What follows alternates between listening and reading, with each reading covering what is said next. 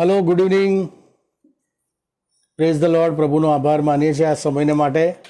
આખો દિવસ પ્રભુએ સંભાળ્યા, સાચવ્યા અને સાંજના સમયે પ્રભુનું ભજન કરવાને માટે, તેની ભક્તિ કરવાને માટે, તેની વર્શિપ કરવાને માટે અને તેના વચનો સમજવાને માટે આ સમય આપ્યો માટે ઈશ્વર પિતાનો આભાર માનું છું. જે સબ્જેક્ટ મને પ્રભુના આત્માએ બતાવ્યો હતો કે worship, the key to enter in the glory of God's power, ઈશ્વરના સામર્થ્યના મહિમામાં પ્રવેશવા માટેની જે ચાવી છે એ વર્શિપ. અને બાઇબલ કહે છે કે જે આત્માથી અને સત્યતાથી ભજે છે એને દેવ ચાહે છે. અને એટલા માટે આત્માથી અને સત્યતાથી ભજવું એટલે શું, એ બાબતો વિશે આપણે જોવા માગીએ છીએ. બહુ ડીપ સબ્જેક્ટ છે આ, અને એટલા માટે હું 2 કે 3 શનિવાર આ સબ્જેક્ટ ઉપર આપણે ચર્ચા વિચારણા કરીશું અને પ્રભુના વચનો સાંભળીશું. પણ અત્યારે બધા આવે ત્યાર સુધી એક મારું મનપસંદ ગીતની એક કડી ગાવા માગું છું. વર્શિપની જ્યારે વાત કરે છે ત્યારે વંદના કે ભક્તિ કે ભજન એ બાબતો આવે, અને એટલા માટે મારું એક પ્રિય ગીત છે, એની એક કડી હું ગઈશ. વંદના કરતે હૈ હમ. वंदना करते हैं हम, वंदना करते हैं हम, वंदना करते हैं हम, वंदना करते हैं हम.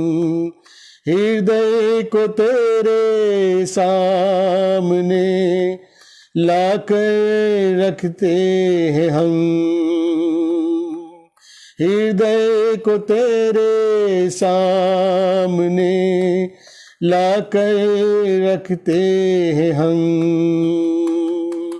वंदना करते हैं हम, वंदना करते हैं हम.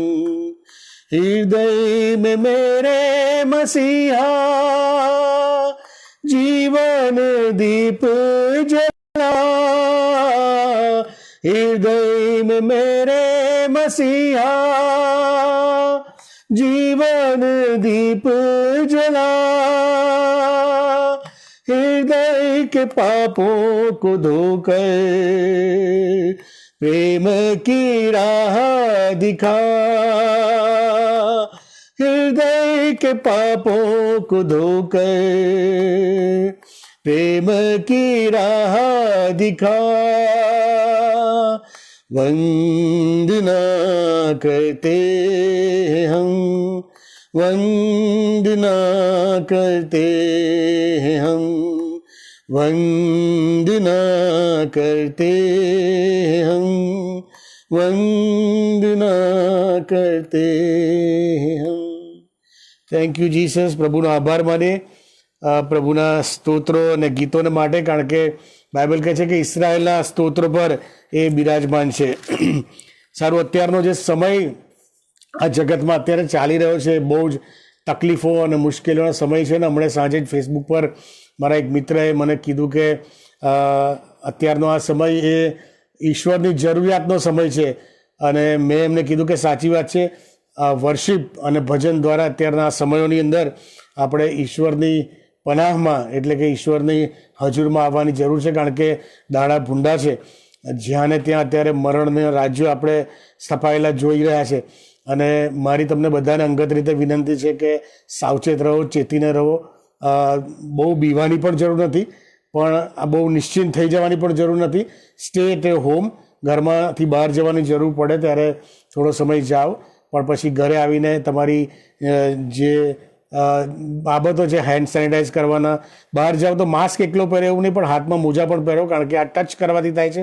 અને જ્યારે તમે કોઈ વસ્તુને, એવી ઇન્ફેક્ટેડ વસ્તુને ટચ કરો, એ જ તમારા મોંમાં કે નાકે કે આંખે જાય અને પછી તરત જ તમને એનું ઇન્ફેક્શન લાગે ને દેટ ઇઝ રિસ્કી. સો વારે ઘડીએ હાથ ધોવાનું રાખીએ, એ પણ બહુ જરૂરી છે. સારું, પ્રભુના વચનોમાં જવા માંગીએ છીએ. અને વર્શિપ ઉપર આપણે જ્યારે જોવાના છે ત્યારે આજે જે હું વર્શિપ માટે જે બાબતો લેવાનો છું પ્રભુના વચનોમાંથી, એ બહુ બેઝિક છે, એ બહુ ઉપરની બાબતો છે. ડીપમાં નહીં હોય. એ આજની જે બાબતો છે એ બહુ જ ઉપરની લેવલની બાબતો છે. નેક્સ્ટમાં જે આપણે જોઈશું આવતા શનિવારે ને એના આવતા શનિવારે એ ડીપ બાબતો હશે. અને પ્રભુના લોકો તરીકે, પ્રભુના વિશ્વાસુ બાળકો તરીકે આપણી એક ફરજ બને છે, કારણ કે ઈશ્વરે આપણને ઉત્પન્ન કર્યા છે તેની સ્તુતિ કરવાના માટે ને તેની આરાધના કરવા માટે. અને એટલા માટે આપણી એક ફરજ બને છે કે આપણે ખરા હૃદયથી, સત્યતાથી અને આત્માથી આપણે ઈશ્વરનું ભજન કરીએ.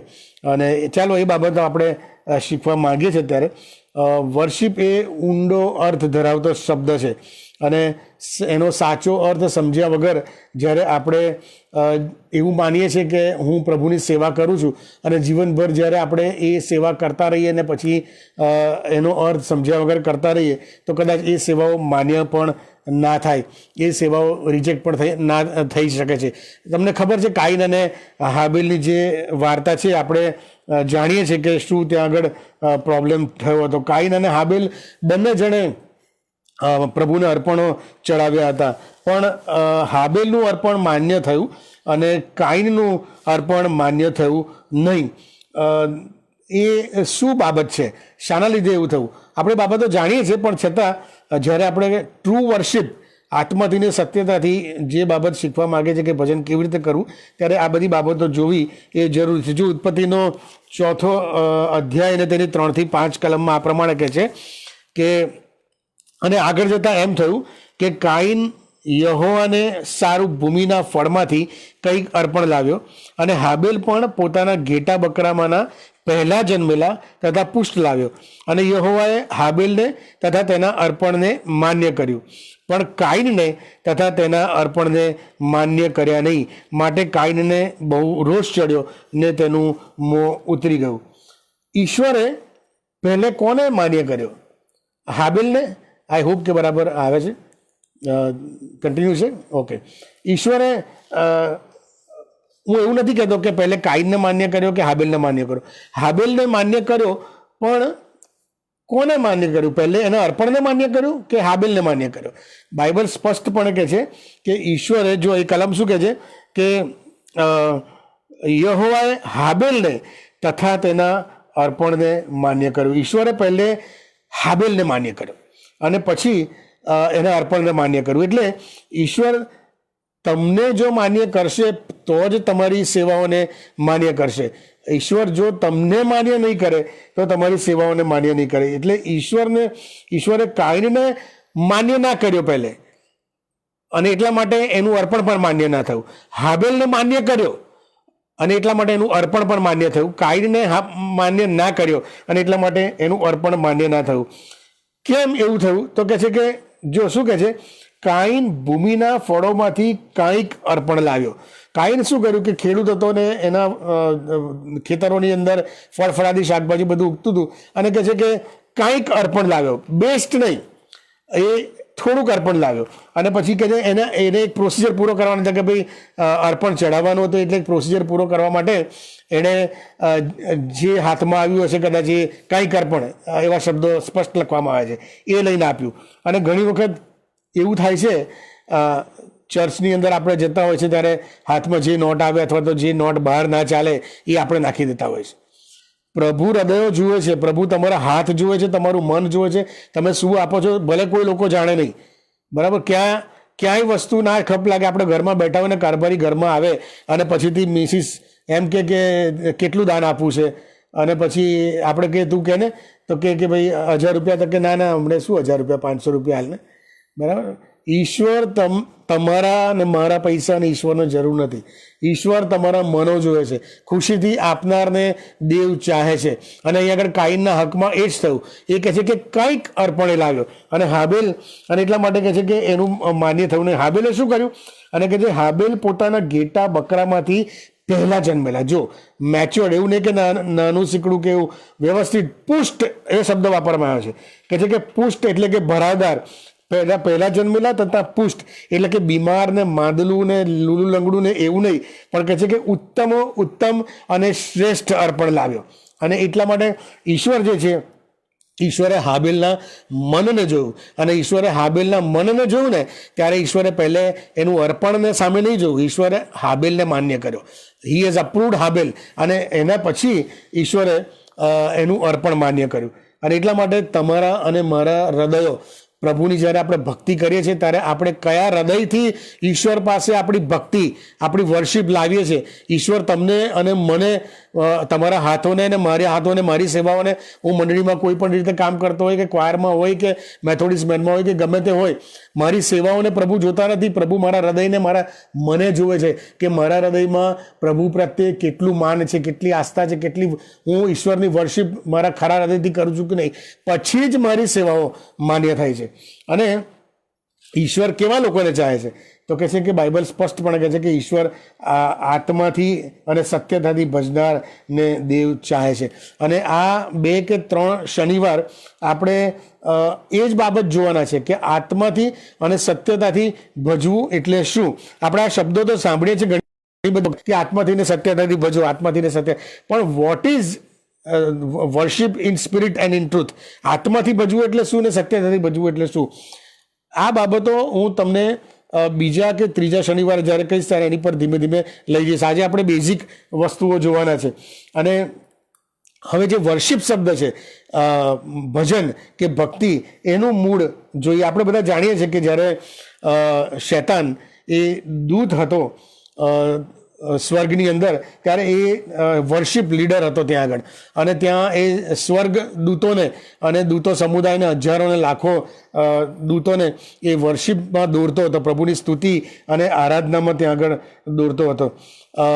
જો ત્યાં બાઇબલમાં સ્પષ્ટપણે એનું નામ શું છે સ્વર્ગમાં એ જણાવ્યું નથી. લ્યુસિફર નામ એ જેરોમ કરીને એક ટ્રાન્સલેટર વર્ષો પહેલાં, સદીઓ પહેલાં થઈ ગયો, એ એના ખોટા ટ્રાન્સલેશનના લીધે આવી ગયું છે. પણ લ્યુસિફર એનું નામ નથી. બાઇબલમાં ક્યાંય કોઈ જગ્યાએ લ્યુસિફર શબ્દ વાપરવામાં આવ્યો નથી. કિંગ જેમ્સ વર્ઝનની અંદર જ ખાલી એક જગ્યાએ લ્યુસિફર શબ્દ વાપરવામાં આવ્યો છે. યશાયા 14મો અધ્યાય અને 12મી કલમની અંદર લ્યુસિફર શબ્દ વાપરવામાં આવ્યો છે. પણ એ જે એનો અર્થ છે એ બંધ બેસતો નથી અહીંયા આગળ. એ જે લ્યુસિફરનો અર્થ ત્યાં આગળ થાય છે એ તો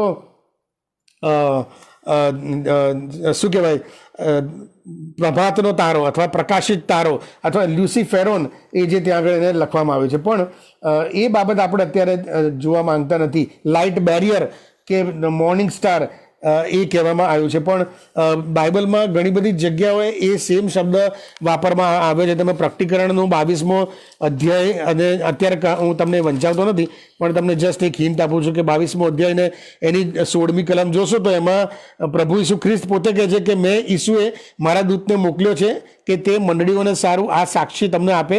હું દાઉદનું થડ તથા સંતાન અને પ્રભાતનો પ્રકાશિત તારો છું. એટલે પછી બીજો પિત્તર 1લો અધ્યાય 19મી કલમમાં પણ સવારનો તારો એ લખવામાં આવે છે, અને જે યશાયા 14 ને 12માં લખવામાં આવે છે. એટલે લ્યુસિફર શબ્દ શૈતાન માટે બંધ બેસતો નથી. ઓકે, એ બાબત જુદી છે. આપણે અત્યારે ફોકસ બીજી બાબત પર કરી રહ્યા છે. અને એમ થયું કે જ્યારે શૈતાન એ પોતે ગજબ રીતે વર્શિપ કરાવતો હતો અને ત્યાં આગળ જાણે એને પોતાના મનમાં એમ થયું કે અહીંયા મારા જેવો તો કોઈ જ નથી. એને પોતાને એક અભિમાન આવ્યું, એના પોતાના મનમાં એક ઈચ્છા ઉત્પન્ન થઈ કે હું મારી પણ વર્શિપ કરે. હું બાઇબલમાં સ્પષ્ટપણે લખ્યું છે યશાયાની અંદર કે હું કહે છે કે પરાત પર સમો થવું. અત્યારે હું એ કલમો કઢાવતો નથી તમને, પણ એ પરાત પર સમો થવું કહે છે કે હું ઈશ્વરના જેવો થવું. અને પછી એના મનમાં જે ઘડીએ વિચાર આવ્યો એ જ ઘડીએ ઈશ્વરે શું કર્યું, એને નીચે નાખી દીધો અને નીચે ફેંકી દેવામાં આવ્યો. ને એના જેવા એ લાઇક માઇન્ડેડ જે બીજા દૂતો હતા એ બધાને લઈને એ નીચે એને ફેંકવા એ પડ્યો. અને પછી ત્યારથી એ તમને અને મને એટલે પૃથ્વીની દેશ જાતિઓને એ છેતરતો રહ્યો છે. જો he can not mess with God. એક વસ્તુ યાદ રાખજો, શૈતાન જે છે એ ઈશ્વર સામે કદી જીતી શકે નહીં. ઈશ્વર સામે કદી પણ એ લડાઈ કરી શકે નહીં. તો એ શું કરે તો કે ઈશ્વર જેને બહુ જ પ્રેમ કરે છે ને એવા માણસો, બરાબર, હ્યુમન બિંગ્સ, એમને એ હેરાન કરે, એમને એ છેતરે, એમને એ ખેંચવા પ્રયત્ન કરે. એ રીતે ઈશ્વર સાથેની દુશ્મનાવટ કાઢવાનું એ કરી રહ્યો છે. પણ આપણે પ્રભુ ઈસુ ખ્રિસ્તના રક્તમાં જીતાયેલા છે. ઓકે, એટલે આપણને એ નુકસાન થવાનું નથી, શૈતાન હારેલો જ છે. પણ અહીંયા મારે જે કહેવાનું છે કે જ્યારે એને પૃથ્વી પર ફેંકી દેવામાં આવ્યો અને એની પોતાની ઈચ્છા એવી હતી કે હું પરાત્પર સમો થઉં ને મને પણ લોકો વર્શિપ કરે. અને આજે તમે આપણી આસપાસ અને દુનિયાભરમાં જુઓ, કરોડો અને લાખો દેવી દેવતાઓ છે. What are those things? બરાબર, એટલે એ જે બાબત છે પોતાની ભક્તિ અને વર્શિપ કરવાની બાબત, અને જે વ્યક્તિ આ મેન્ટાલિટી પોતાના તરફ ખેંચવાની, પોતાના તરફ આકર્ષવાની અને પોતાને જ મહિમા અપાવવાની જે મેન્ટાલિટી, એ એવા વ્યક્તિઓ છે પણ છે અમુક. તમને એવા વ્યક્તિઓ જે પોતાના તરફ એવા વક્તાઓ અથવા તો એવા વર્શિપ લીડરો અથવા તો એવા પ્રભુના વચન આપનારાઓ જે તમને પોતાની તરફ ખેંચતા હોય, પોતાનો મહિમા સમજાવતા હોય, ઈશ્વરને નાય કરતા હોય, તો બી વેર ઓફ ધેટ. તમે એમનાથી દૂર રહેજો. અને એવા જૂઠા પ્રબોધકો અને અત્યારે આ જગતની અંદર એવા બધા બહુ ફાટી નીકળ્યા છે અને કે આપણને પોતાને ઘણીવાર આપણામાં ઘણા બધા ખેંચાઈ જઈએ છે કે ભાઈ આમના ભક્તિ સભામાં તમે જાઓ એટલે ગજબ, એમ કે એની પ્રાર્થનાથી જ સારું થાય. એ તમને ખેંચે તમારી તરફ. સો તમે એનાથી ચેતો.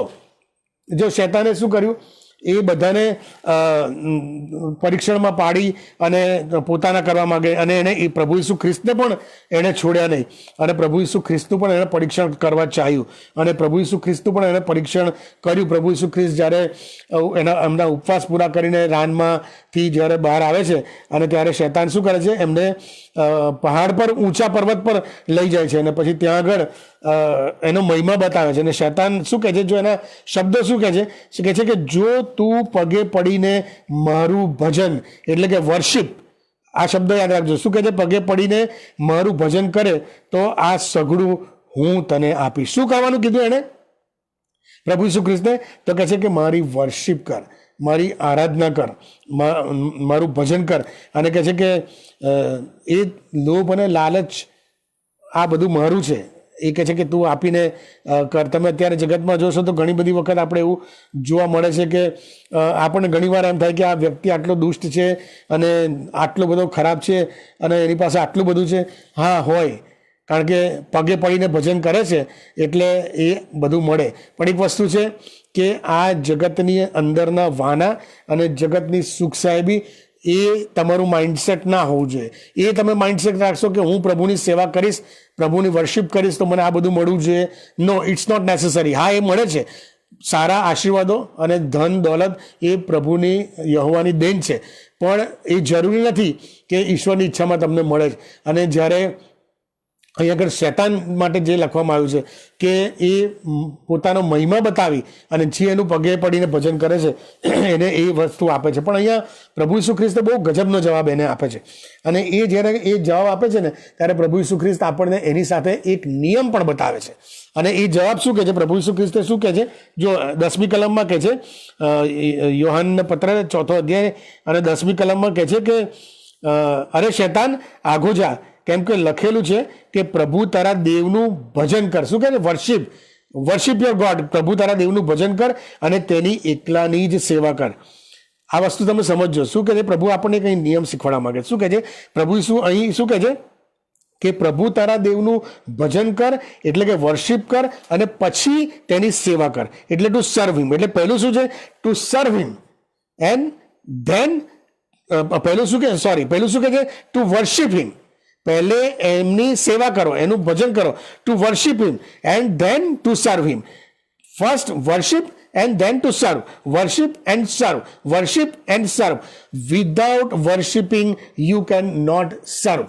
તમે તમારી સેવા જો તમે કરતા હોય, તમે મંડળીની અંદર સેવા કરતા હોય કે ગમે ત્યાં તમે સેવા કરતા હોય, તમે ગમે તે પ્રભુની સેવામાં જોતરાયેલા હોય, પણ તમારા અંગત જીવનની અંદર ઘણી વખત એવું બને છે કે આપણે સેવાઓ કરીએ છીએ પણ આપણે અંગત રીતે પ્રભુનું ભજન કરતા નથી. if you are serving God without worship, then our service will not be acceptable. આપણે પ્રભુનું ભજન કર્યા વગર, પ્રભુની વર્શિપ કર્યા વગર જો આપણે સેવા કરીએ છીએ, કારણ કે પ્રભુએ નિયમ બતાવ્યો, first worship the lord and then સર્વ. તું કહે છે તારા પ્રભુનું ભજન કર અને પછી તેની સેવા કર. આ નિયમ ઈશ્વરે આપણને આપ્યો છે કે આપણે તેનું પહેલે ભજન કરીએ અને પછી એની સેવા કરીએ. અને વર્શિપ વગરની સેવા એ કોઈ કામની નથી. જો 3 W આપણા જીવનની અંદર હોવા જોઈએ. WWW 3W આપણા જીવનની અંદર દરેક જે પ્રભુનો સેવક છે, પ્રભુના એમ કહે છે કે હું પ્રભુનો સેવક છું, અથવા તો તારણ પામેલી વ્યક્તિ છે, તો આ તારણ પામેલી વ્યક્તિ કે પ્રભુનો સેવક જે કહેવડાવતું હોય એમણે 3 બાબત ધ્યાનમાં રાખવી જોઈએ. પહેલી જે પ્રાયોરિટી છે પ્રભુના સેવક તરીકેની, you should be a worshipper of God. પહેલે વર્શિપ ધ ગોડ, પ્રભુની સેવા કરો અને પ્રભુનું ભજન કરો. પહેલે વર્શિપ ધ ગોડ, અને પછી કહે છે કે વોક વિથ ગોડ, પછી ઈશ્વરની સંગાતે ચાલો. પહેલે તેનું ભજન કરો, પછી ઈશ્વરની, જેમ હનોક ઈશ્વરની સંગાતે ચાલ્યો, એમ કહે છે પહેલો W વર્શિપ, બીજો W વોક વિથ ગોડ, અને ત્રીજો જે W છે એ વર્ક ફોર ગોડ. એટલે સેવા જે છે એ 3જા નંબરે આવે છે. જો તમે પ્રભુનું ભજન નથી કરતા, if you are not worshipping God, you can not walk with God. તમે ઈશ્વરનું ભજન નથી કરતા તો તમે ઈશ્વરની સાથે ચાલી નથી શકતા, અને તમે ઈશ્વરનું ભજન નથી કરતા અને ઈશ્વરની સાથે ચાલી નથી શકતા તો તમે ઈશ્વરની સેવા નથી કરી શકતા. તમારા જીવનની અંદર પ્રભુનું ભજન એટલે વર્શિપ અને વોક નથી, તો તમારું જે વર્ક ફોર લોર્ડ છે that will not be accepted. એ તમને, તમારી સેવા એ માન્ય થશે નહીં. જો પ્રભુ તમને કહે છે કે પહેલે વર્ક કરો, એની સાથે ચાલો, અને પછી તમારી સેવા માન્ય કરશે. જો માથીની લખેલી સુવાર્તા તેનો 7મો અધ્યાય અને 22મી અને 23મી કલમ, એમાં શું કહે છે? કહે છે કે પ્રભુ શું કહે છે કે તે દહાડે ઘણા મને કહેશે કે પ્રભુ, શું અમે તમારા નામે પ્રબોધ નથી કર્યો, અને તારે નામે અમે ભૂતો નથી કાઢ્યા, અને તારે નામે અમે ઘણા પરાક્રમી કામો નથી કર્યા? તારે પ્રભુ શું કહે છે? એમને શું કહે છે? ત્યારે હું તેઓને સાફ કહીશ. આ બાઇબલના શબ્દો છે. ત્યારે હું તેઓને સાફ કહીશ કે મેં તમને કદી પણ ઓળખ્યા નહીં. I don't know you. હું તમને ઓળખતો જ નથી. So called servant of gods, if you are not a worshipper of God, your service will not be accepted. If you want to become a successful servant of God, then you need to worship Lord first, then you need to walk with God, and then you need to serve for God. You need to work for God. તમારી worship હશે, તમારું walk હશે, તો તમારું work accept થશે, નહીં તો નહીં થાય. સો વર્શિપ આત્માથી અને સત્યતાથી ભજનારને દેવ ચાહે છે, અને એટલા માટે ઈશ્વરને તમે જ્યારે ભજો છો ત્યારે જ તમારી સેવાઓ માન્ય થશે. પછી ભલે તમે બિશપ હોય, ભલે તમે ડીસુ હોય, ભલે તમે પાસ્ટર હોય, ભલે તમે લે લીડર હોય કે ડિસ્ટ્રિક્ટ કોન્ફરન્સના લે લીડર હોય, કે તમે પાસ્ટેટ કમિટીના સભ્ય હોય, મેથોડિસ્ટ બેન્ડના પ્રમુખ હોય, મહિલા મંડળના પ્રમુખ હોય, આરઈબીના સભ્ય હોય, કે તમે ગમે તે હોય, તમારા હૃદયોની અંદર તમે તપાસો, are you a worshipper of God or not, or just you are doing fake service. પ્રભુ ના કહે છે કે હું તમારી સેવા માન્ય નહીં કરું, હું બિલકુલ તમારી સેવામાં, કારણ કે તમે તમારા હૃદયોની અંદર પ્રભુનું ભજન નથી. તમારા હાથો, તમે તમારા શરીરોથી તમે ઈશ્વરનું ભજન કરી રહ્યા છો, અને એ સેવાઓ માન્ય થશે નહીં. એ વર્શિપ પ્રભુ માન્ય કરશે નહીં. પ્રભુ એવી જ સેવા માન્ય કરશે કે જ્યારે તમે ખરા હૃદયથી, ખરા ભજનારા એટલે આત્માથી અને સત્યતાથી ભજનારા થશો. બાઇબલ 2 પ્રકારના ભજનારાની વાત કરે છે સ્પષ્ટપણે, અને પહેલી જે બાબત છે એ તો આપણે જોઈ હમણાં, તો કહે છે કે ખરા ભજનારાની બાઇબલ વાત કરે છે કે જે આત્માથી અને સત્યતાથી, એટલે ખરા ભજનારાની વાત કરે છે. હવે ખરા ભજનારા કીધું એનો અર્થ એવો થયો કે ખોટા ભજનારા પણ છે. બરાબર? જે ખરા ભજનારા છે એનો અર્થ એમ થયો કે ખોટા ભજનારા પણ છે. એટલે જો માથીની લખેલી સુવાર્તા 15મો અધ્યાય અને 7થી 9મી કલમ, એમાં કહે છે આ બીજા જે ભજનારા, ખરા ભજનારા છે એ નહીં, પણ જે બીજા ભજનારા છે એમની વાત કહે. શું કહે છે? ઓ ઢોંગીઓ, પહેલો જ શબ્દ, આ બાઇબલનો શબ્દ છે. જે લોકો પ્રભુની વર્શિપ, દે આર નોટ વર્શિપર, ખરા ભજનારા નથી, અને પ્રભુની સેવા કરીને એમ ગણાવે છે કે હું સેવક છું, હું આ કામ કરું છું ને તે કામ કરું છું, ફલાણું કામ કરું છું, ને અહીં સંદેશ આપું છું, આમ સંદેશ આપું. પ્રભુ એની માટે સ્પષ્ટપણે શું કહે છે? ઓ ઢોંગીઓ, યશાયાએ તમારા સંબંધી ઠીક જ કહ્યું છે. આ લોકો પોતાના હોઠોથી મને માન આપે છે. શું કહે છે? પોતાના હોઠોથી મને આ માન આપે છે, પણ તેઓના મન મારાથી વેગળા રહે છે, અને તેઓ મારી ફોકટ ભક્તિ કરે છે, કેમ કે પોતાના મત તરીકે તેઓ માણસોની આજ્ઞાઓ પાડે છે. કેટલા કપરા શબ્દો, કેટલા અઘરા શબ્દો. અને કેટલું ભયંકર અને સનાતન ટ્રુથ અહીં લખવામાં આવ્યું છે કે ઓ ઢોંગીઓ, અને પછી કહે છે હોઠોથી જ માન આપે છે, અને પછી કહે છે કે તેઓના મન મારાથી વેગળા રહે છે. ભલે હું ગમે તે કમિટીમાં કામ કરતો હોય, ભલે હું રાત દિવસ જઈને પણ મારા મહિમા કરવાને માટે ખટપટ કરતો હોય, લોકોને લડાઈ મારતો હોય, લાંચ રૂશ્વત ઇલેક્શનમાં જીતવાના માટે હું લાંચ આપતો હોય, અને ઇલેક્શનમાં વોટ આપવાના માટે હું લાંચ લેતો હોય, અને પછી સભ્ય બનીને બેસી જાઉં. ઈશ્વર શું કહે છે કે તેઓ ફોકટ મારી ભક્તિ કરે છે, એમના મન મારાથી વેગળા છે, એમના હૃદયમાં કહે છે હું નથી. એ હોઠોથી તો કહે છે પ્રભુ પ્રભુ કરે છે, હાલેલુયા, સ્તુતિ આરાધનામાં ઊભા થઈને હાથ કરે છે, પ્રાર્થના કરાવવાની કહેતો પ્રાર્થના બી કરાવશે. પણ પછી શું કહે છે? ઢોંગીઓ, એમના મન મારાથી વેગળા છે. સ્પષ્ટપણે કહે છે એમના મન મારાથી વેગળા છે, તેઓ હોઠોથી, કારણ કે શું કહે છે? તેઓ મારી ફોકટ ભક્તિ કરે છે. અને પછી શું કહે છે? કેમ કે પોતાના મત તરીકે તેઓ માણસોની આજ્ઞાઓ શીખે છે. કમિટીઓની અંદર આપણે ગમે તે ઠરાવો આપણી મરજી પ્રમાણે બનાવી દઈએ, ગમે તે આપણે આપણા નિયમો બનાવી દઈએ. બાઇબલ શું કહે છે એ જોવાનું નહીં, બુક ઓફ ડિસિપ્લિન શું કહે છે આપણે જોવાનું નહીં, અને આપણને મન ફાવે એમ લોકોની સાથે વ્યવહાર કરવાનો. પણ પ્રભુ કહે છે કે એ તમારું માન્ય નહીં થાય. મોંથી પ્રભુ પ્રભુ કરો છો, પણ કહે છે કે તમારા હૃદયો મારાથી વેગળા છે. પ્રભુ આવા લોકોને ઈચ્છતા નથી. પ્રભુ ખરા ભજનારાઓને ઈચ્છે છે, જેઓ આત્માથી અને સત્યતાથી દેવનું ભજન કરે છે, એમને પ્રભુ ઈચ્છે છે. એટલે એ બીજા ભજનારા છે કે જે આત્માથી અને સત્યતાથી ભજન કરે છે. જો આપણે થોડું એના વિશે જોઈએ, યોહાનની લખેલી સુવાર્તા 4 અધ્યાય અને 20-24 કલમ. એ પહેલાં તમને આ પ્રસંગ તો ખબર છે કે સમરૂની સ્ત્રી, પ્રભુ ઈસુ ખ્રિસ્ત કૂવા પર બેઠા હોય છે, સમરૂની સ્ત્રી આવે છે અને પ્રભુ ઈસુ ખ્રિસ્ત એને કહે છે કે બાઈ મને પાણી પા, અને એને કહે છે કે હું તો સમરૂની છું. તો કહે છે કે કંઈ વાંધો નહીં, કે તું મને, જો ઈશ્વર છે ને એને ખબર હતી ઈશ્વરને, એને પકડવા માટે આવેલા. એણે કેમ સમરૂની સ્ત્રીને કીધું? સમરૂની સ્ત્રીને શું કીધું એમણે? કે આત્માથી ને સત્યતાથી જે ભજે છે એને ચાહે. આત્માથી ને સત્યતાથી ભજવાની વાત એ કઈ સ્ત્રી સાથે કરી રહ્યા છે? કે જે સ્ત્રીને 5 વર હતા, જે અને અત્યારે જેની સાથે રહે છે એનો વર નહોતો, જેનું કેરેક્ટરનું કોઈ ઠેકાણું નહોતું, એવી સ્ત્રીને પ્રભુ સ્પિરિચ્યુઅલ વાત કરી રહ્યો છે. નિકોદેમસને તમે વિચારો, નિકોદેમસ બિશપ લેવલનો માણસ હતો, અને નિકોદેમસની સાથે આ આધ્યાત્મિકતાની આ વાત કરવી જોઈતી હતી પ્રભુ ઈસુ ખ્રિસ્તે. પણ નિકોદેમસને શું કીધું? એમણે બહુ બેઝિક, એને ચીમકીવાળી વાત કરી. ત્યાં આગળ શું કીધું? આ સમજો તમે. એને ચીમકીવાળી ઈસુ ખ્રિસ્તે વાત કરી. શું કીધું? કે જો નવો જન્મ નહીં પામ્યું હોય ને તો દેવનું રાજ્ય નહીં જોવે કે. અને અહીંયા આગળ કહે છે આત્માથી ને સત્યતાથી ભજનારને દેવ ચાહે છે. કેમ? કારણ કે નિકોદેમસે શું કીધેલું ખબર છે? કે તું જે ચમત્કારો કરે છે ને એના ચમત્કારોથી એની પાસે આવ્યો હતો.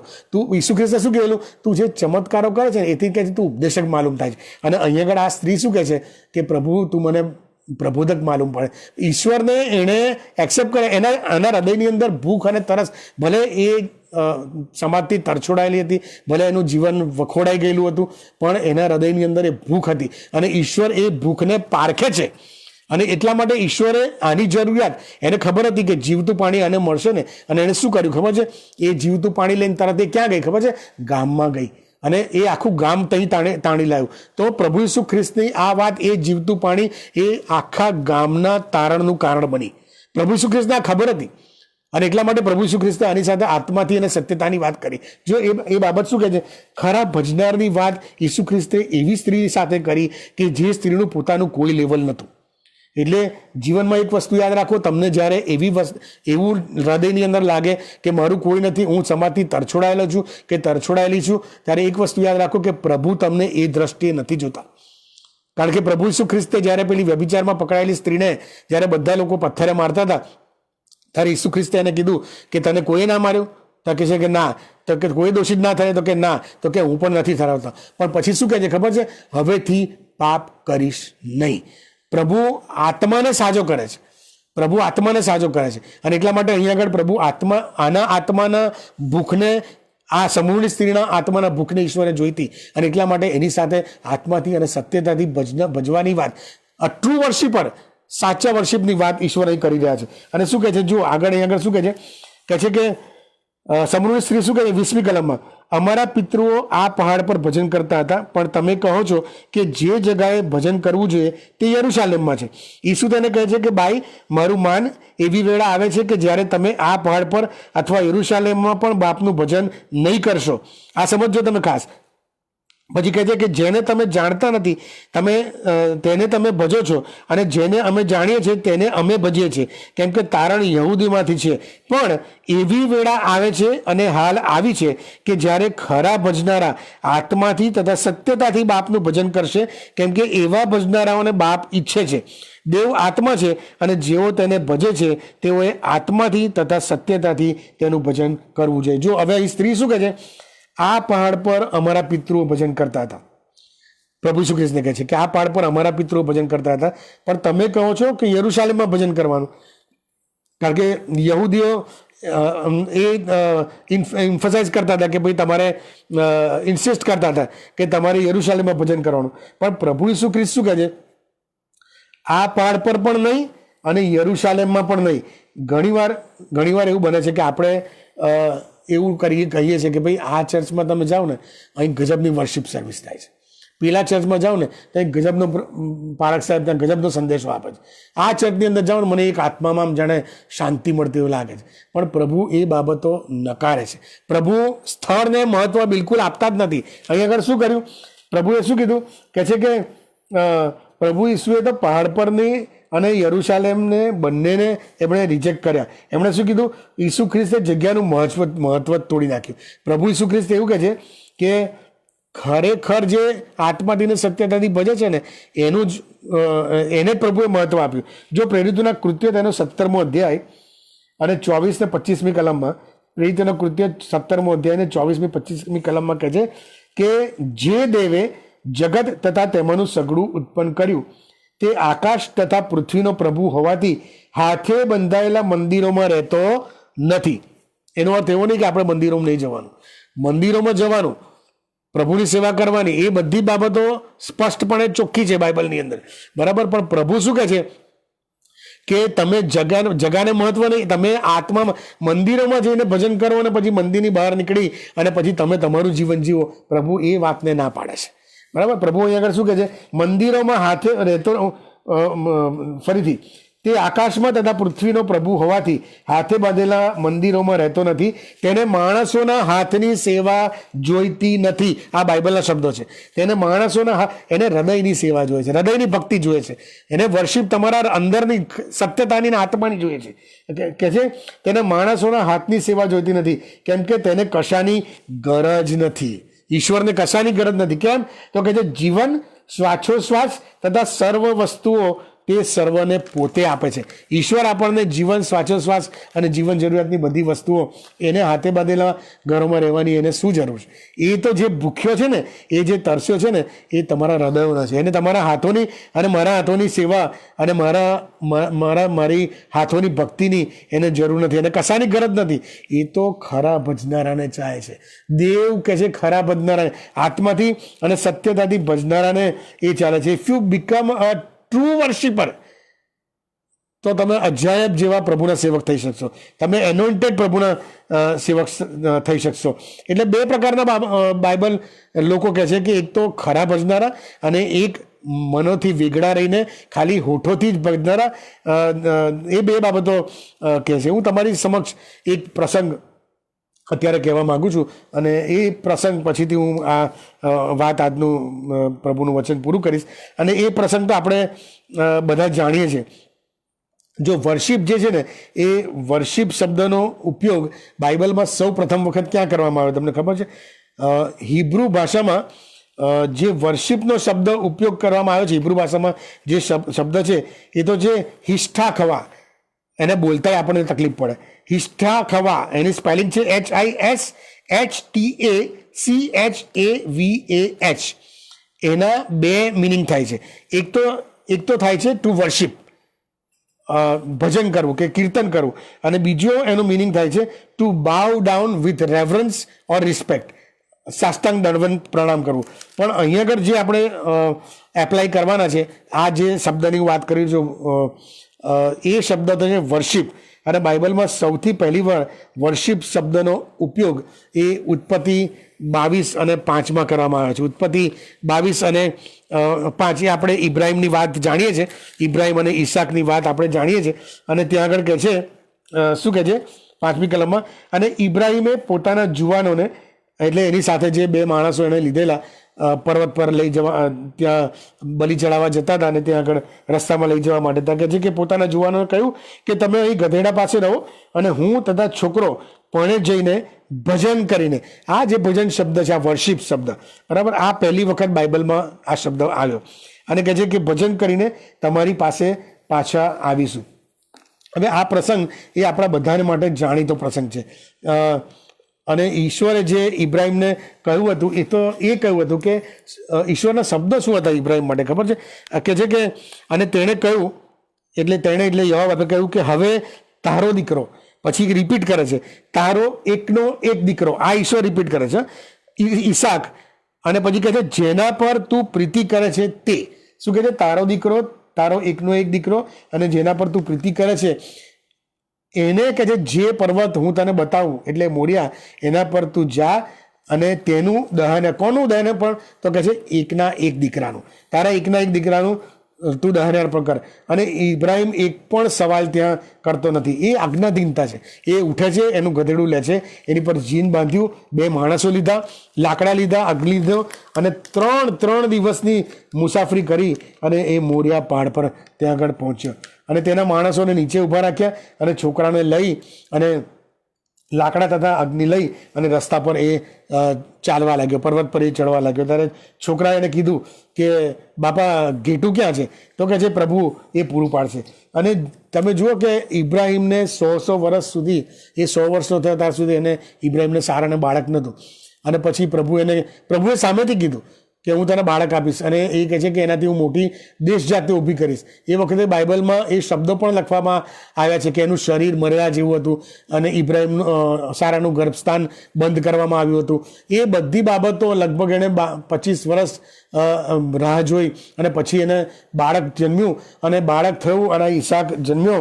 અને પછી હવે ઈશ્વર એને ઉઠીને એમ કહે છે કે ચાલ ઊભો થા અને જા અને મોરિયા પહાડ પર જા અને તારા દીકરાનું બલિદાન આપી દે. અને ઇબ્રાહિમ એક પણ વખત કોઈ પણ જાતની આર્ગ્યુમેન્ટ્સ કર્યા વગર એ ઉઠે છે, એના દીકરાને લઈને જાય છે અને ત્યાં આગળ વેદી બાંધે છે અને વેદી પર એ એના છોકરાને બાંધી દે છે અને એને મારવા માટે છરો ઉગામે છે.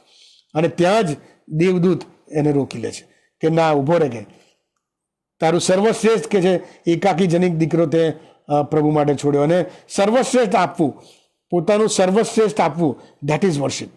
એ ઉત્તમ ભજન છે, એ ઈશ્વર પ્રત્યેની આધીનતા છે. આ આપણે જાણીએ છીએ વર્શિપ શું, ઇબ્રાહિમને જાણીએ છીએ. પણ અહીં થોભો, આજે એક બીજી બાબત આપણે જોવાના છે અને એ જે છે આની સાથે સાથે પેરેલલ ચાલી રહી છે.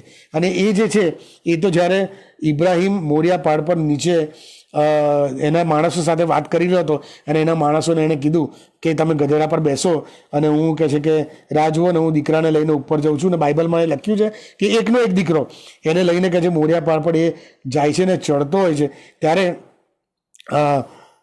એ લાકડા એણે લીધા. એ લાકડા, એક માણસને સળગાવવા માટે કેટલા લાકડાની જરૂર પડે મને ખ્યાલ નથી, પણ એક વેદી બાંધવાને માટે બરાબર કમસે કમ 60-70-100 કિલો લાકડા તો હશે, એટલા લાકડા તો હશે. એનું કોઈ વાઇલ્ડ એઝમ્પશન, પણ એક માણસ ભડ સળગી જાય, એની આખી વેદી પર એને સુવાડાય, એ કેટલા બધા લાકડા જોઈએ.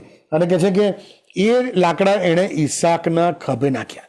ઈસાકના ખભે, એ કિશોર હતો, એનામાં તાકાત હતી. અને કહે છે કે અને એ બંને જણ પર્વત પર જતા હતા ત્યારે ઈસાકે એને સવાલ કર્યો ઇબ્રાહિમને, કહે છે કે બાપા લાકડા તો છે અને અગ્નિ પણ છે અને ઘેટું ક્યાં છે? કે ત્યારે ઇબ્રાહિમ એને બહુ સરસ ઉત્તર આપે છે અને કહે છે કે ઈશ્વર પોતાને માટે ઘેટું મેળવશે, હલવાન મેળવશે. ગ્રીક અને હિબ્રુ ભાષામાં 2 વાક્યો લખવામાં આવ્યા છે અને બહુ એપ્રોપ્રિએટ વાક્યો છે, બહુ ગજબના વાક્યો છે. એમાં કહે છે કે બંનેનો મિનિંગ સેમ છે પણ બંને એ જુદા જુદા સમયને એપ્લિકેબલ થાય એવા વાક્યો છે. હું જ્યારે આ સંદેશો તૈયાર કરતો ત્યારે થોડી સ્ટડી કરું છું અને એમાં મને આ બાબત જાણવા મળી. અને શું કહે છે?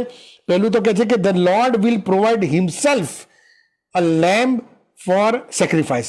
પ્રભુ પોતે જાણે બહાર જઈને સેક્રિફાઈસ લાવશે, કે શોધશે.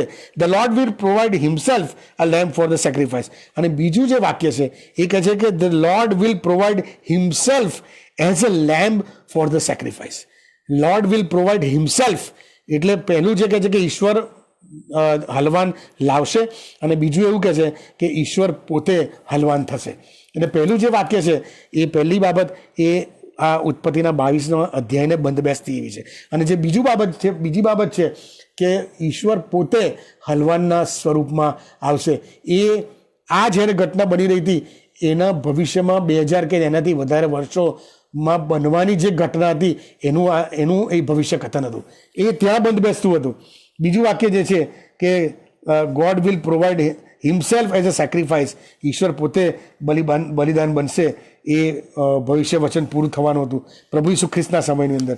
અને જ્યારે એટલા માટે જ્યારે યર્દન નદીની પાસે પ્રભુ ઈસુ ખ્રિસ્ત આવે છે ત્યારે યોહાન બાપ્તિસ્મા બૂમ પાડી ઉઠે. શું કહે છે કે જુઓ દેવનું હલવાન, જે જગતના પાપ હરણ કરનાર છે, એ બૂમ પાડે છે. સો ઓકે, હવે જે બાબત આપણે મૂળ બાબત હતી કે ઈસાક કહે છે કે તું ઘેટું ક્યાંથી લાવશે, અને ઇબ્રાહિમ કહે છે કે પ્રભુ એ ઘેટું પૂરું પાડશે. હવે બીજી બાબત એ છે કે ઈસાક એટલો નાનો નહોતો કે ઇબ્રાહિમ એને બળજબરી, કે 5-7 વર્ષનો નહોતો કે ઇબ્રાહિમ એને બળજબરીથી એને બાંધીને ત્યાં સુવાડી દે. એ કિશોરાવસ્થામાં હશે એવું સ્ટડી કરનાર જે લોકો છે માન્ય છે, જેમણે સ્ટડી કરી છે. કારણ કે એ જમાનાની અંદર ઇઝરાયલ પ્રજાની અંદર એક એવો રૂલ હતો, એવો નિયમ હતો કે છોકરો 20 વર્ષનો થાય એટલે એને સેનામાં ભરતી કરાવવો પડે, એને લશ્કરમાં મૂકવો પડે. અને ઈસાક અહીંયા ઇબ્રાહિમની પાસે હતો. એનો અર્થ એવો થયો કે 20 વર્ષનો નહોતો થયો, એટલે કાં તો એ 19 વર્ષનો હશે કાં 19 વર્ષથી નીચે હશે. અને આટલા બધા બે માણસો એક માણસ જે બાળી શકે એટલા બધા લાકડા લઈને જતો હતો, એટલે નાનું બાળક તો હશે નહીં. એ તાકાતવર હશે, એટલે એ 12-14 વર્ષની ઉંમરથી ઉપર અને 19 વર્ષથી નીચે, કારણ કે આખી વેદી બાંધી શકાય એટલા બધા લાકડા એ પોતાની પીઠ પર ઊંચકીને પર્વત ચડ્યો. એ ઉપર ચડ્યો, ચાલવાની વાત નથી, એ પર્વત ચડ્યો. માટે એ બળવાન પણ હતો. પણ જો એણે ધાર્યું હોત ને તો એના બાપને ધક્કો મારીને કે એના બાપને સામે જોર કરીને એ ત્યાંથી ભાગી જઈ શક્યો હોત. પણ ઈસાકે એ વસ્તુ કર્યું નહીં, એ એને ત્યાં આગળ કરી નહીં. બીજી બાબત, એ કંઈ બાળ બુદ્ધિનો નહોતો, એ ના સમજ વ્યક્તિ નહોતો. કારણ કે દહનિયાર પણ ચડાવવા માટેની જે વિધિ હતી એ એને ખબર હતી. અને એટલે એણે પૂછ્યું કે બાપ, ઘેટું નથી, આપણી પાસે અગ્નિ છે, લાકડા છે. એટલે એને ખબર હતી કે દહનિયાર પણ ચડાવવું હોય તો એમાં હલવાન પણ જોઈએ, અને અગ્નિ પણ જોઈએ, અને લાકડા પણ જોઈએ. એટલે એને બુદ્ધિ હતી, અને એ બાળક બુદ્ધિનો નહોતો. એટલે એણે જો ધાર્યું હોત તો ઈસાક એ ઇબ્રાહિમની સાથે આર્ગ્યુમેન્ટ્સ કરીને ત્યાંથી નીકળી ગયો હોત કે તો તમે શું સમજો છો, મારી ઈચ્છા મારે જીવવાની, તો તમે મારી પર કેવી રીતે તમે મને બલિદાન કરાવી શકો, એમ કરીને એ આર્ગ્યુમેન્ટ્સ પણ કરે. પણ એણે એમ કર્યું નહીં. એ બળવાન હતો છતાં પણ એ ચૂપ રહ્યો, એ બુદ્ધિશાળી હતો છતાં પણ એ ચૂપ રહ્યો. ઈસાક ચૂપ રહ્યો કારણ કે એણે એના બાપની ઈચ્છાને માન આપ્યું, એ એના બાપની ઈચ્છાને મહત્વ આપતો હતો. એ દહનઅર્પણની આખી જે પ્રક્રિયા હતી, he was a willingly participant in that. એ દહનઅર્પણ ચડાવવાનું હતું, એ બલિ ચડાવવાની હતી, એમાં ઘેટું નહોતું, એ ખબર હતી, તો પણ એ ઇવેન્ટની અંદર એ વિલિંગલી એ પાર્ટિસિપેટ થયો. He has accepted a potential death for himself. એ મરણ જે થવાનું હતું એ મરણને એણે સ્વીકાર્યું, પોતાનું મરણ થવાનું હતું. કારણ કે એણે જોયું કે ઘેટું નથી અને મારા બાપે મને જ બાંધવાનું શરૂ કર્યું છે. એણે કોઈ પણ જાતે એણે નમ્રતાની સાથે એણે ત્યાં આગળ સરેન્ડર કરી દીધું. કેમ? કારણ કે એ એના બાપની ઈચ્છાને માન આપતો હતો, એ એના બાપને આધીન હતો, એ એના બાપને આજ્ઞાંકિત હતો. And that is the worship. Ibrahim એના આકાશમાંના બાપને આધીન હતો, અને એનો એકનો એક દીકરો, એનો એકાકીજનિક દીકરો, એને પહાડ પર એને લાકડામાં વેદીમાં એને સળગાઈ દેવાનું, એને ચડાવવાનું કીધું. અને ઇબ્રાહિમે એ વસ્તુ કે જેનાથી મોટી દેશ જાતિ ઉત્પન્ન કરવાની હતી, એ દેશ જાતિ, એ બધી બાબતો એણે વિચારી નહીં, અને એના બાપને ઈચ્છાને ધ્યાન આપ્યું, અને એ એને આધીન રહ્યો. That is the worship. અહીંયા ઈસાક એ એના બાપની ઈચ્છાને એ લાકડા પર બળી ચડાવી રહ્યો છે એવું જાણ્યું છતાં પણ એ ચૂપ રહ્યો. એના બાપની ઈચ્છાને એને ધ્યાન આપ્યું. And that is the worship. અહીં એક બાપ એ પોતાના એકના એક દીકરાનું બલિદાન આપી રહ્યો છે.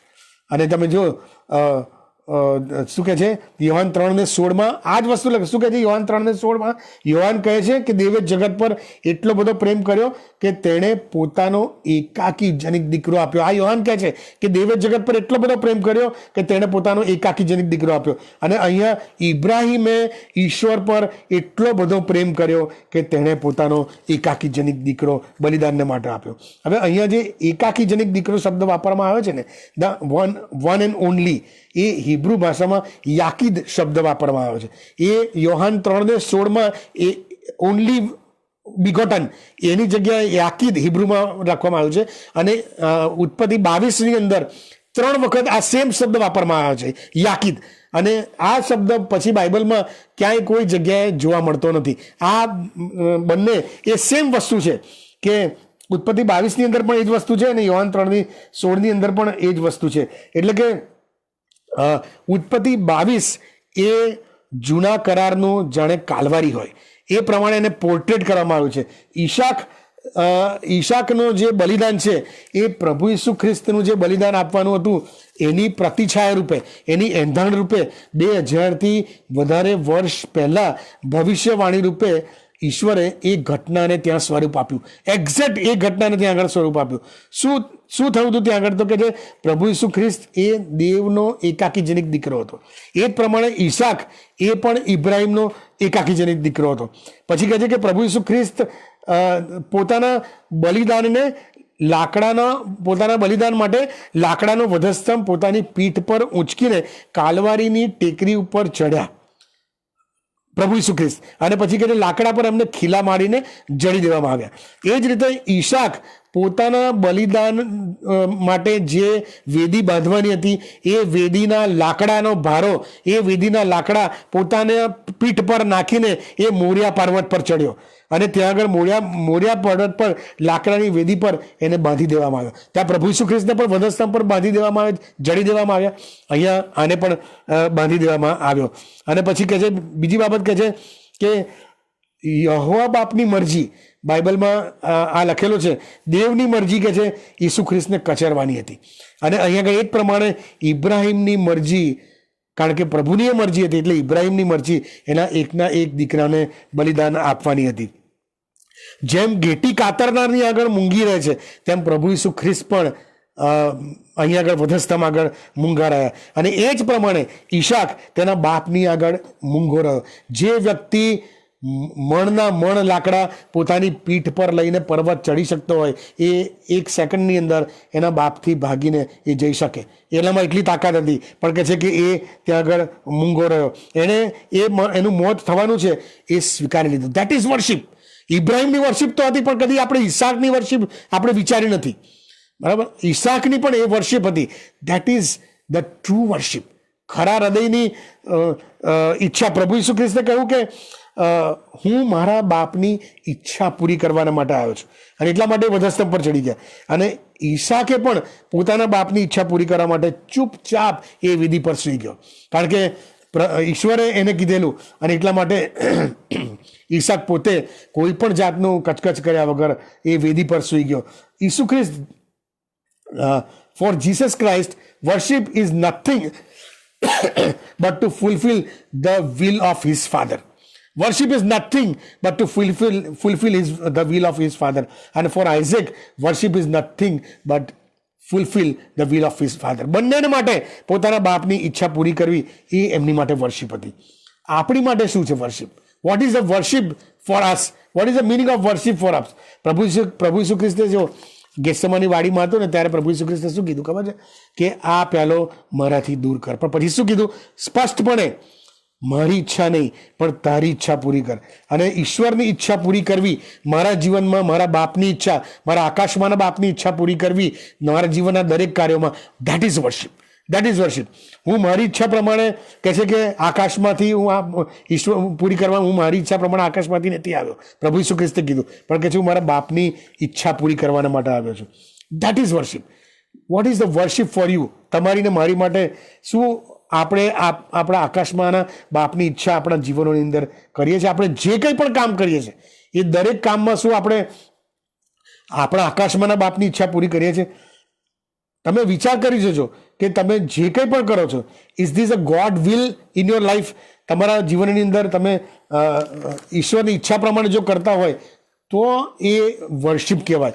આપણે જુઠ્ઠું બોલીએ, ચોરી કરીએ, લાંચ લઈએ, ખૂન કરીએ, વ્યભિચારો કરીએ, છેતરપિંડી કરીએ, દ્વેષ રાખીએ, પોલિટિક્સ રમીએ, ક્રોધ કરીએ, મનમાં કડવાશ રાખીએ, અદેખાઈ કરીએ, કોઈનું પડાવી લઈએ, કોઈને દુઃખી કરીએ, કોઈની મજબૂરીનો ફાયદો લઈએ, દારૂ પીએ, પોર્નોગ્રાફી જોઈએ અને ના ગમે એવા કામો કરીએ, ગાળો બોલીએ અને ગંદી નજર રાખીએ અને પછી દેવળમાં હાથ ઊંચા કરીએ અને પછી હાલેલુયા પ્રેઝ ધ લોર્ડ કરીએ અને પછી કમિટીઓમાં આપણે સરસ જઈને આપણે સર્વિસ આપીએ અને ક્વાયરમાં બેસીએ અને પછી આરઈબીના સભ્યો થઈએ ને પછી પ્રીચર થઈએ અને પછી ટ્રેઝરર થઈએ ને લે લીડર થઈને એ બધા જ થઈએ અને આ બધા કાર્યો કરતા હોય અને તો પછી આપણી સેવા શું માન્ય કરે છે? That is not the worship.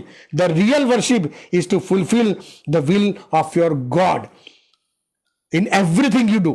તમે જે કંઈ પણ કરો છો એમાં તમારા આકાશમાંના બાપની ઈચ્છા જ્યારે તમે પૂરી કરો છો, that is worship. A worship છે. તમે જ્યારે કોઈ નથી જોતું ને તમે જ્યારે રૂમમાં બેઠા છો અને તમારા હાથમાં તમારો મોબાઈલ છે અને જ્યારે તમે એ મોબાઈલ લઈને તમે શું કરી રહ્યા છો, એમાં તમારા ઈશ્વરની ઈચ્છા શું છે તમે જોયા વગર તમે આડેધડ જે તમને મન ફાવે જે કરી રહ્યા છો, દેટ ઇઝ નોટ વર્શિપ. પછી તમે ચર્ચમાં જાઓ કે ના જાઓ, તમે પ્રભુના મંડળીની અંદર સેવા આપો કે ના આપો, દેટ મેક્સ નો ડિફરન્સ.